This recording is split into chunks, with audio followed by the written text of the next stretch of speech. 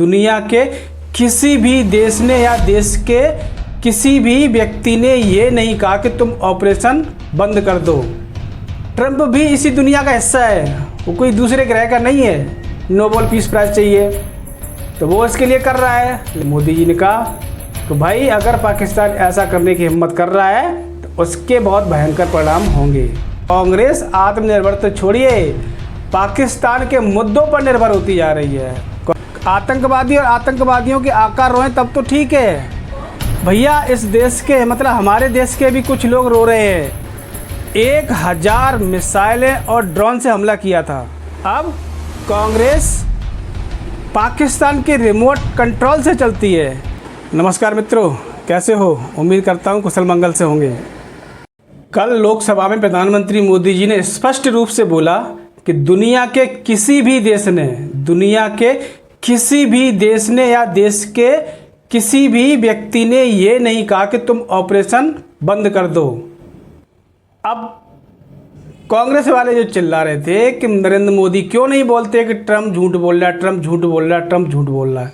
अब इससे ज़्यादा क्या बोल सकते हो भाई, जब अगले बंदे ने बोल दिया कि भाई दुनिया के किसी भी व्यक्ति ने युद्ध रोकने के लिए मोदी जी से नहीं कहा या भारत से नहीं कहा, फिर भी मतलब कि ट्रंप का नाम क्यों नहीं लिया, नाम लेने से क्यों कतराते हो? अबे ट्रंप भी इसी दुनिया का हिस्सा है, वो कोई दूसरे ग्रह का नहीं है। अगर बोला है कि दुनिया के किसी भी देश के प्रधानमंत्री ने या राष्ट्रपति ने नहीं बोला तो मतलब उसमें ट्रंप भी शामिल है। लेकिन वो बात तुम्हारी समझ में नहीं आएगी। तुम तो ये चाहते हो कि नरेंद्र मोदी सीधा बोल दें कि भाई डोनाल्ड ट्रंप झूठ बोल रहा है। भैया ऐसा नहीं होता है, ठीक है। हर व्यक्ति की एक अपनी इमेज होती है, तो भाई उस इमेज को बनाए रखने के लिए भाई ठीक है, तुझे ये बोलकर ही खुशी मिल रही है कि भाई हमने युद्ध रुकवाया, तो बोलता रहा है। वो बंदा अपने प्रोपेगेंडा के लिए काम कर रहा है या कहीं अपने स्वार्थ के लिए काम कर रहा है।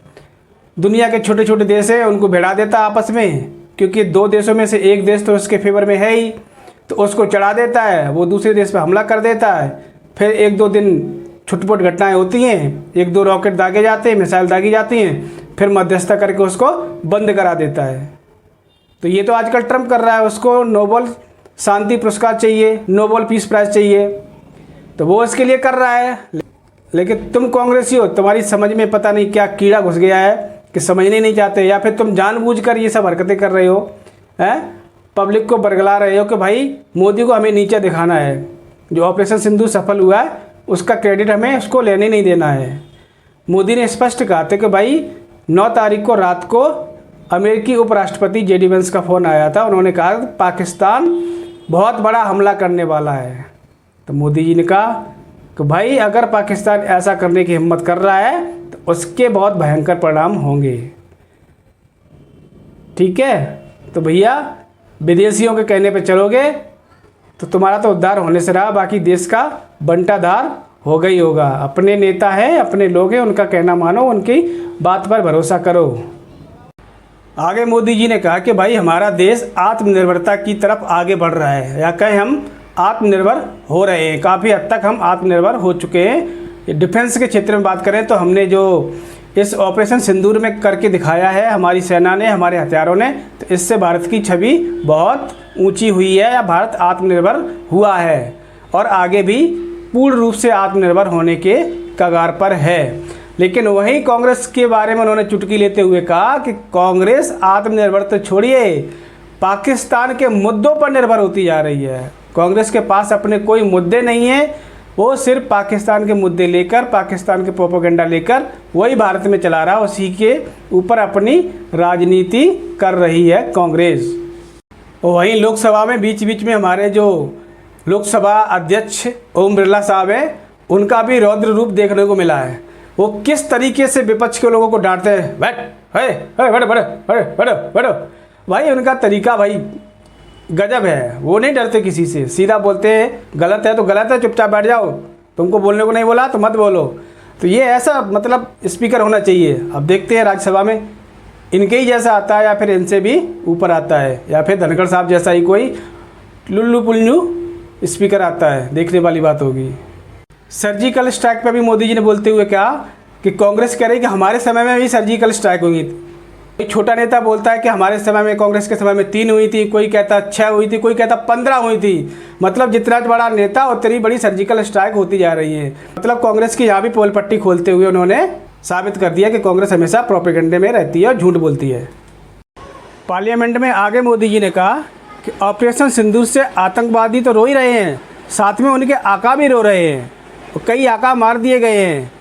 यही नहीं, आतंकवादी और आतंकवादियों के आका रोएं तब तो ठीक है भैया, इस देश के, मतलब हमारे देश के भी कुछ लोग रो रहे हैं, विपक्षी पार्टियों के कुछ नेता भी रो रहे हैं। ये समझने वाली बात है कि आखिर ये लोग क्यों रो रहे हैं। आगे मोदी जी ने कहा कि भाई 9 मई को पाकिस्तान ने कोई छोटा मोटा हमला नहीं किया था भारत के ऊपर, 1000 मिसाइलें और ड्रोन से हमला किया था। कल्पना करो कि अगर 1000 मिसाइलें, ड्रोन किसी एक पर्टिकुलर क्षेत्र पे पड़ती तो कितनी तबाही मचती।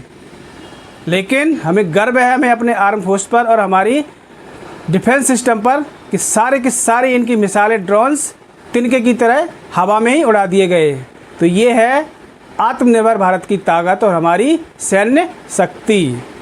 मोदी जी ने आगे कहा कि हमारे देश के जो चुने हुए प्रतिनिधि हैं, कांग्रेस को उन पर भरोसा नहीं है, यानी हमारे देश की जो संस्थाएं हैं उन पर भी भरोसा नहीं है।